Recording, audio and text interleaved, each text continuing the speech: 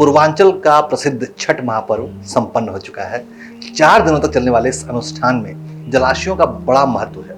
नदी, पोखर, तालाब और कुछ न मिले तो स्विमिंग पूल ही सही, लेकिन पानी जरूर होना चाहिए। बिना जलाशय के छठ महापर्व पूरा ही नहीं होता। 4 दिनों का ये अनुष्ठान पूरी तरह से जल संरक्षण की मिसाल है।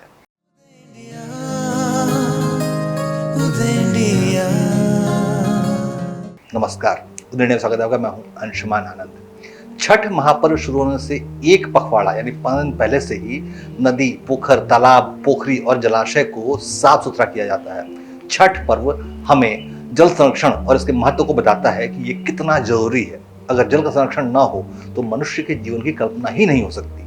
और ये बात छठ की परंपरा की शुरुआत करने वाले हमारे महर्षियों ने हमें समझाया था। 4 दिवसीय इस अनुष्ठान के पहले दिन नहाय खाए भी जलाशय में होता है। इसके बाद खरना, अस्ताचलगामी और उदीयमान सूर्य को अर्घ देना, दान नदी, घाट, तालाब, पोखर में ही दिया जाता है। आज पूरी दुनिया मीठे जल के संकट से जूझ रही है। आबादी दिन दिन बढ़ रही है, लेकिन जल की उपलब्धता उत्तरोत्तर कम होती जा रही है। आजादी के समय देश में प्रतिवर्ष प्रति व्यक्ति पानी की उपलब्धता जो थी वो 5000 क्यूबिक मीटर थी, जबकि उस समय देश की आबादी 40 करोड़ थी। लेकिन पानी की उपलब्धता धीरे धीरे देश में कम होती चली गई और आबादी बढ़ती चली गई। अनुमान है कि साल 2025 यानी अगले साल ये घटकर 1500 क्यूबिक मीटर प्रति व्यक्ति रह जाएगी, जबकि देश की आबादी लगभग 1.4 अरब हो जाएगी।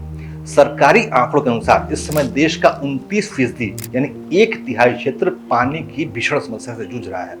ऐसे में छठ महापर्व की महत्ता बहुत ज्यादा बढ़ जाती है, क्योंकि इन त्योहारों ने हमें पारंपरिक रूप से जल संरक्षण के बारे में सचेत करने का काम किया है।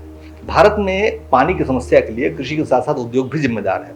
विश्व बैंक के अनुसार औद्योगिक इकाइयां जो हैं वो इतना पानी एक दिन में खींच लेती हैं जितना पानी एक गांव पूरे महीने में नहीं खींच पाता है।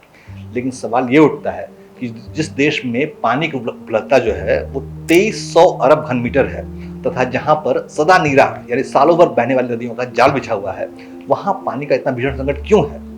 इसका एकमात्र कारण यह है कि वर्षा से मिलने वाले कुल पानी का 47% हिस्सा नदियों के माध्यम से समुद्र के खारे पानी में मिल जाता है। इस पानी को बचाया जा सकता है। इसके लिए वर्षा जल का संग्रहण, संरक्षण तथा समुचित प्रबंधन आवश्यक है। यही एकमात्र विकल्प भी है। ये तभी संभव है जब पूरा समाज जोड़ तालाबों को पुनर्जीवित करे, खेतों में सिंचाई के लिए पक्की नालियों का निर्माण किया जाए, पीवीसी पाइप्स का इस्तेमाल किया जाए। बहाव क्षेत्र में पानी को संचित किया जा सकता है। इसके लिए बांध बनाए जा सकते हैं ताकि ये पानी समुद्र में जाके बर्बाद ना हो जाए। और इसके साथ ही साथ बोरिंग, ट्यूबवेल पर नियंत्रण लगाया जाए, उन पर भारी टैक्स लगाया जाए ताकि पानी की बर्बादी रोकी जा सके। जरूरी तो ये भी है कि पानी की उपलब्धता के गणित को समाज भी समझे कि आम जन की जागरूकता और सहभागिता के बिना संभव नहीं है। भूजल संरक्षण के लिए देशव्यापी अभियान चलाया जाना चाहिए, जो कि बहुत जरूरी है, ताकि भूजल यानी कि जमीन के अंदर का जो पानी है उसका समुचित नियमन हो सके। ये सर्वविदित है कि भूजल की जो 80% जलराशि है उसका हम इस्तेमाल कर चुके हैं और सिर्फ 20% पानी बचा हुआ जमीन के अंदर, और इसके भी दोहन का सिलसिला लगातार जारी है। भविष्य में हमें इतना पानी नहीं मिल पाएगा जितनी की हमारी मांग होगी। इसमें सरकार अकेले कुछ नहीं कर सकती। ये काम आम आदमी के सहयोग से संभव है। भारतीय संस्कृति में जल को जीवन का आधार माना जाता है और यही कारण है कि जल को संचित करने की परंपरा हमारे देश में शुरू से ही रही है। और यही वजह है कि हमारे पूर्वजों ने छठ जैसे महापर्व की शुरुआत की और इसे आस्था से जोड़ दिया, जिससे कि हम मनुष्य लोग ईश्वर दृष्टि से सही लेकिन जल संरक्षण और संचयन के महत्व को समझ सके। आपको याद होगा कि छठ से पहले राष्ट्रीय राजधानी दिल्ली में भी प्रदूषित यमुना नदी के साफ सफाई का अभियान चलाया गया था, क्योंकि छठी मैया के भक्तों का बड़ा हिस्सा दिल्ली का वोटर भी है। इसलिए मजबूरी में ही सही दिल्ली की सरकार ने यमुना की साफ सफाई करवाई।